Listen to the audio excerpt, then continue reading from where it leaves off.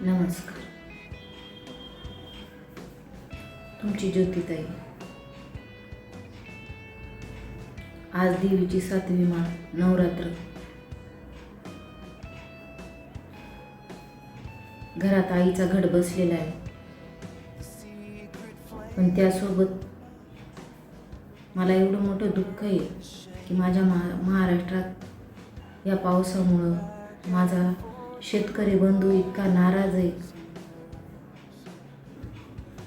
काही काहींचे हाल बघवत नाहीत.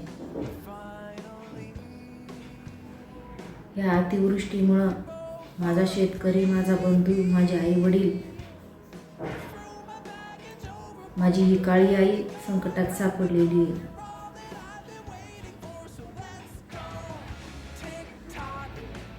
विचार करा, शेतकऱ्यांचा तोंडी आलेला घास या अतिवृष्टीमुळं आणि या अतिवृष्टीनेच हिरावून घेतलेला आहे.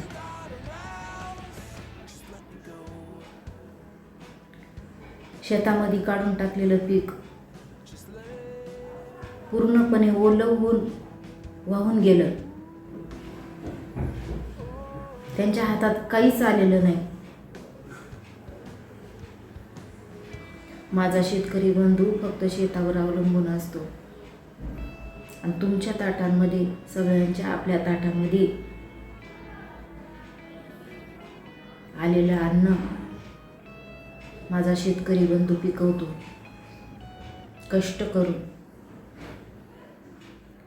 विचार करा, तुम्हाला खूप भूक लागली आणि तुमच्या समोर ताट दिलेलं आहे आणि आता आपल्याला माहिती की ह्या ताटातली भाकरी आता आपली आहे. पण जेव्हा ते ताट कोणी हिसकावून घेते ना आपल्या जवळून, आपल्या मनावर काय परिणाम होतो, त्याच पद्धतीने माझ्या ह्या शेतकऱ्यावर वेळ आलेली आहे. माझ्या शेतकऱ्यावर कितीही संकट आलं ना, तरीसुद्धा तो घरातल्या प्राण्यांना आणि पशुपक्षींना कधीच उपाशी ठेवत नाही. घरात असलेला कुत्रा, मांजर, जनावर काही का असेना त्यांना देतोच तो खायला.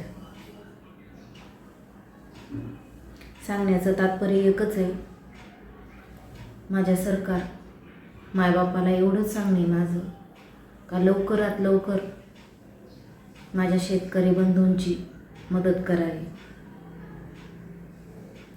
विलंब लावू नये कसल्याही प्रकारचा. त्यांच्यापर्यंत मदत पोहोचली तर त्यांना कशी तरी दिवाळी करता येईल. विचार करा, 1च महिन्यावर दिवाळी आलेली आहे. काय करायचं माझ्या शेतकरी बंधूंनी? कशी दिवाळी साजरी करायची? दिवाळी तेव्हा साजरी होते त्यांच्या घरामध्ये जेव्हा हे पीक येतं ना, काढून टाकलेलं शेतातलं, तेव्हा दिवाळी असते त्यांची. नमस्कार.